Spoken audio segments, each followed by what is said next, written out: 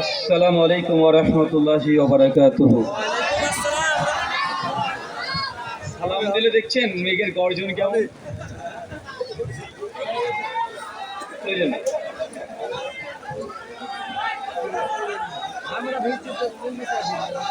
শোনেন, আমি আলোচনা শুরুতে বলেছি যে আলোচনা কতক্ষণ হলে এটা গুরুত্বপূর্ণ নয়। আলোচনা থেকে কটা জিনিস শিক্ষা অর্জন করলেন, কটা আমলে বাস্তবায়ন করলেন, এটা গুরুত্বপূর্ণ। সাহাবা রাদিয়াল্লাহু আনহুরা যদি একটা হাদিস শুনে নবীর কাছ থেকে চলে যেতে পারে, সে তো বলেছিল আল্লাহি, আল্লাহর কসম আল্লাহর নবী, আপনি যা বললেন এর বেশিও করব না কমও করব না। তো হাদিসে মুবারাকা থেকে যে 6টা পয়েন্ট আমরা বলেছি, ইনশাআল্লাহ এই 6টা আমল আমরা প্রত্যেকে করব ইনশাআল্লাহ। মাওলানা সাহেব, আপনি তো মসজিদের ইমাম, তাই না? এই এলাকাতে যুবকরা সালাত কি পরিমাণ আদায় করে, মানে কত পার্সেন্ট?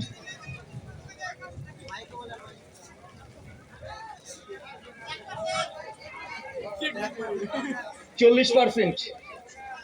মানে এই মাজলিসে যারা এখানে আছে সবাই সালাত আদায় করে, নামাজ পড়ে প্রায়। আচ্ছা, কে কে নামাজ পড়েন না একটু হাত তোলেন তো।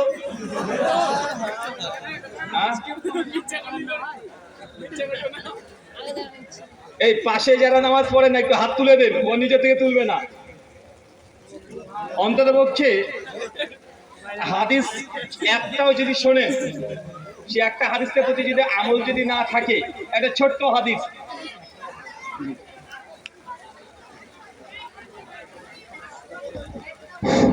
মা বোনদের উদ্দেশ্যে বলছি, যারা বৃষ্টিতে ভিজছেন তাদের মডেল আলো মিশনের দরজা খোলা আছে। আপনারা সেখানে হল ঘর আছে, 3খানা পাশে ঘর আছে, সেখানে আপনারা আশ্রয় নিতে পারেন। মা বোনদের উদ্দেশ্যে বলছি, সামনে মডেল আলো মিশনের দরজা খোলা আছে। যে সমস্ত মায়েরা আপনারা বৃষ্টিতে ভিজে যাচ্ছেন, তারা দরজা খোলা আছে, সেই হল ঘরে আপনারা অবস্থান করতে পারেন। তো যাই হোক, আলোচনার জন্য একটা পরিবেশ, একটা মন মানসিকতা প্রত্যেকটা প্রয়োজন। আর আলোচনা আপনারা জানেন না এমনটাও নয়, প্রায় আলোচনা আপনারা শ্রবণ করেছেন।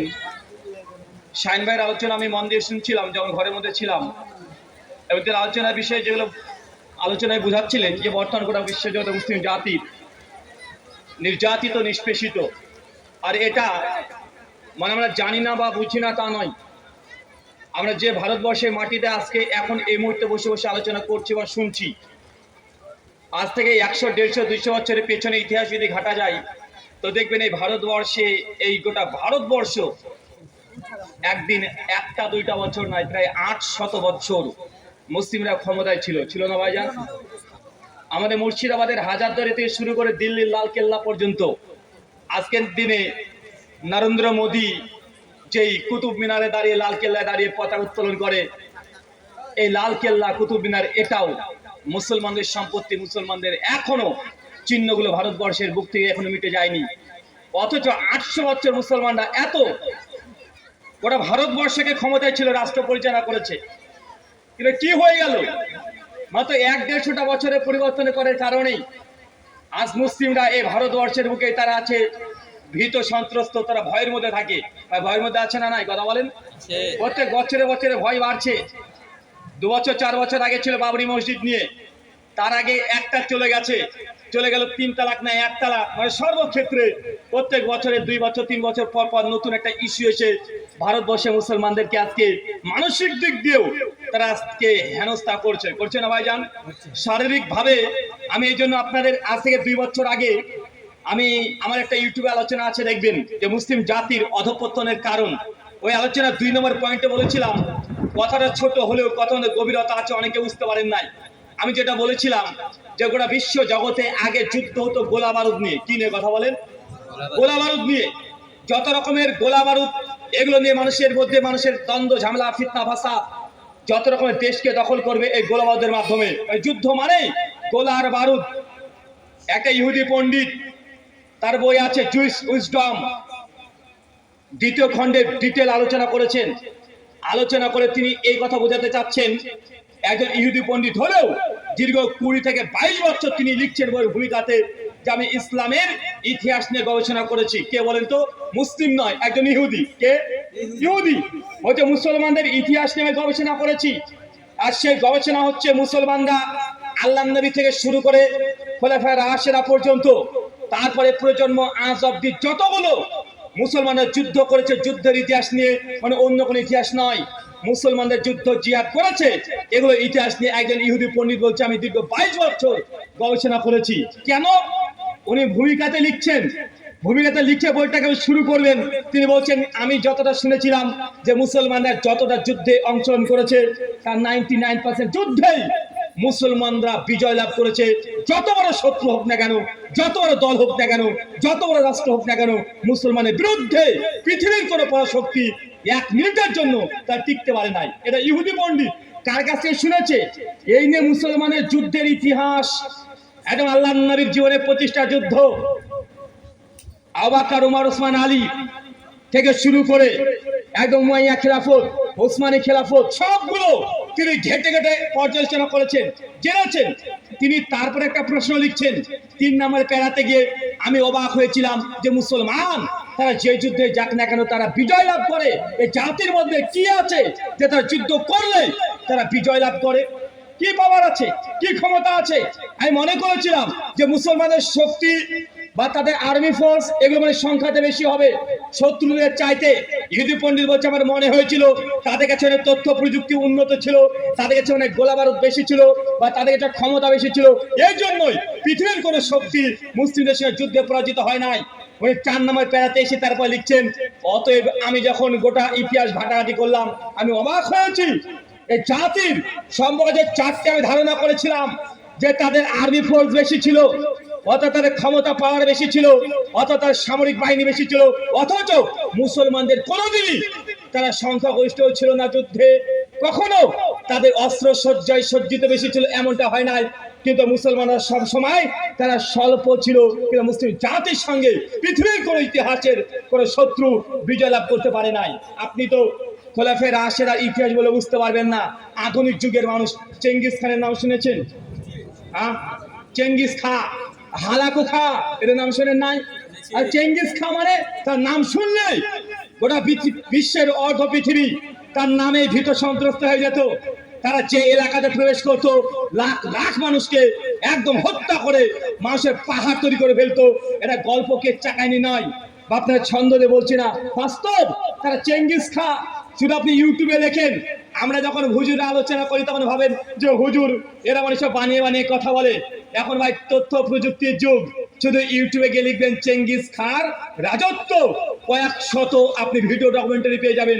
চেঙ্গিস খা এমন ভয়ঙ্কর শাসক ছিলেন, ওরা বিশ্বের প্রায় 60% দখল করেছে রাতারাতি।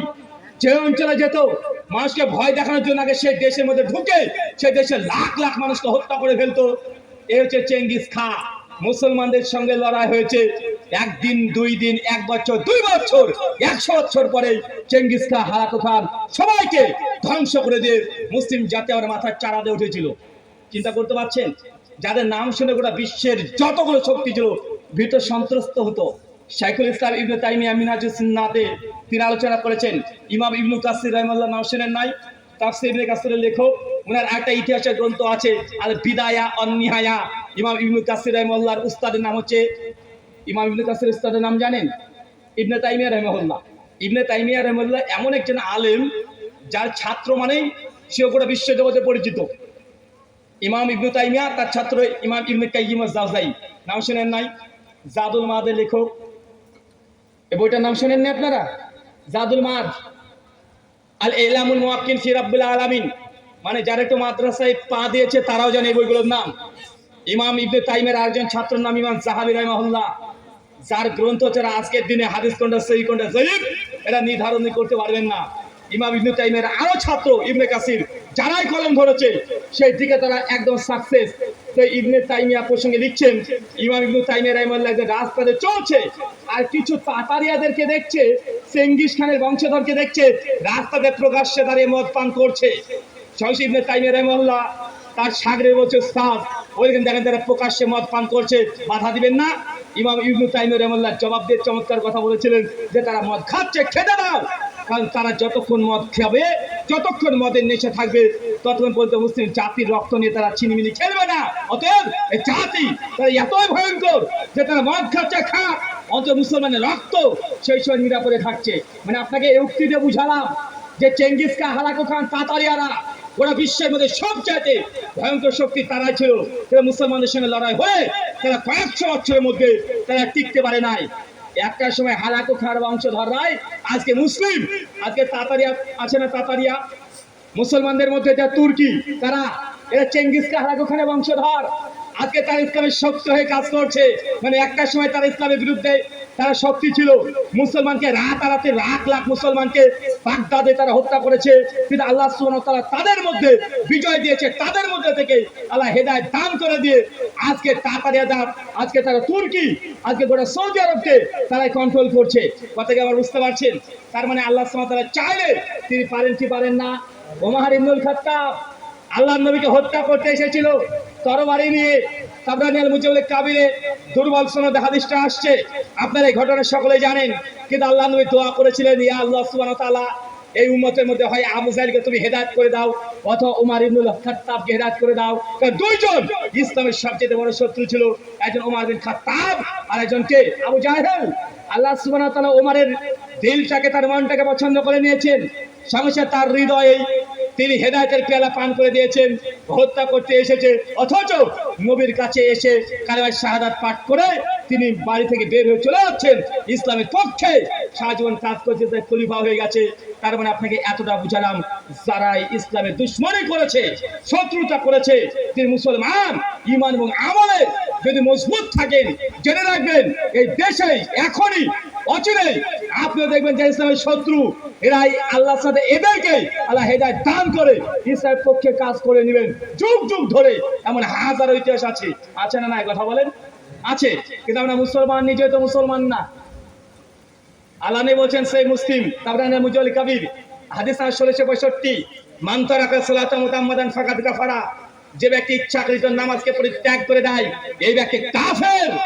আল্লাহ নবীর ভাষা, আমি ব্যাখ্যা বলতে যাব না। ফাকাদ কাফারা, যে নামাজ পড়ে না এ ব্যক্তি কাফের।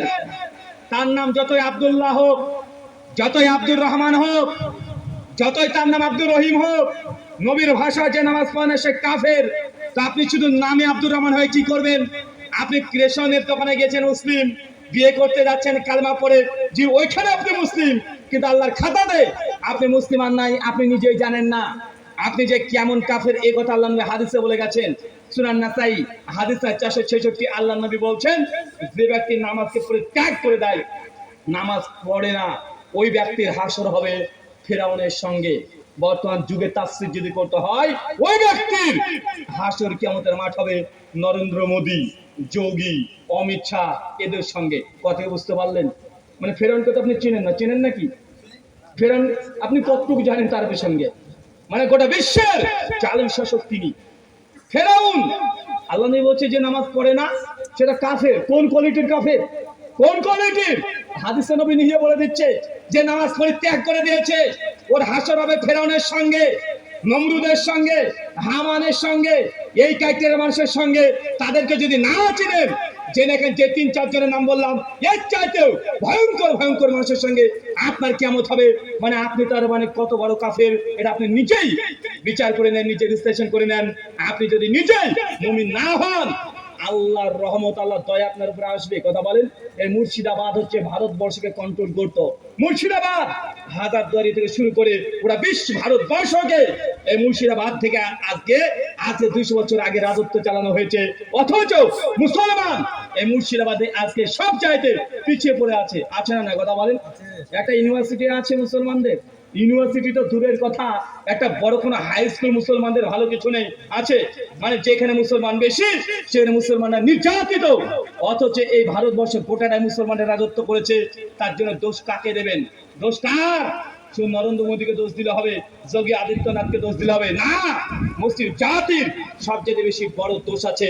আল্লাহ কোরআনে বলছেন, সূরা রাদ সূরা নম্বর 13 আয়াত নম্বর 11 শেষ অংশ, ইন্নাল্লাহা লা ইউগাইয়িরু মা বিকাউমিন হাত্তা ইউগাইয়িরু মা বিআনফুসিহিম। বাংলা ভাবনবাদ, আল্লাহ সেই জাতির ততক্ষণ পরিবর্তন করেন না যতক্ষণ না নিজেরা তারা পরিবর্তন হয়। কথা মনে বুঝতে পারলেন না? আল্লাহর পরিষ্কার কথা। আপনি মসজিদে বসে জিকির আজকার তসবিহ তাহলিল করবেন আর আসমান থেকে খাবার চলে আসবে, আল্লাহ এই ওয়াদা আপনার সঙ্গে করে নাই। আল্লাহ রাজ্জাক, তিনি রিজিক দাতা। সূরা জুমা আয়াত নম্বর 9 আল্লাহ বলছে, যখন জুমা সালাত শেষ হয়ে যাবে সঙ্গে সঙ্গে মুমিন মুসলমান দুনিয়াতে রিজিকের অন্বেষণ করো। মানে ইসলাম কোনো অন্ধত্ব ধর্ম নয় যে আপনি জঙ্গলে চলে যাবেন, স্বামী মানে নিজের স্ত্রীকে ডিভোর্স দিয়ে, সংসারকে ত্যাগ করে দিয়ে, বাপ মার দায়িত্বকে মানে ছেড়ে দিয়ে, সমাজের দায়িত্বকে ত্যাগ করে দিয়ে আপনি জঙ্গলে গিয়ে আপনি ধ্যান করতে বসে যাবেন উলঙ্গ অবস্থায়। ওই এই জঙ্গলে গিয়ে ধ্যান করা ধর্ম ইসলাম নয়। জঙ্গলে গিয়ে ধ্যান করতে সবাই পারে, কিন্তু নিজের স্ত্রীর হক রক্ষা করে, বাপ মার হক রক্ষা করে, প্রতিবেশীর অধিকার রক্ষা করে, সমাজের দায়িত্ব পালন করে ধার্মিক হওয়া অনেক কঠিন। জঙ্গলে গিয়ে ধ্যান করে ধার্মিক সবাই হওয়া যায়, কিন্তু ইসলাম যে বাস্তবতা দিয়েছে এই বাস্তবতার কাছে পৃথিবীর যত বড় যাই হোক না কেন ইসলামের বিশুদ্ধতা সম্পর্কে কেউ প্রশ্ন তুলতে পারে না। আল্লাহ এই জন্য বলছে, ইন্নাল্লাহা লা ইউগাইয়িরু মা বিকাউমিন হাত্তা ইউগাইয়িরু মা বিআনফুসিহিম। যতক্ষণ আপনি পরিবর্তন না হবেন আল্লাহ আপনাকে পরিবর্তন করবে না।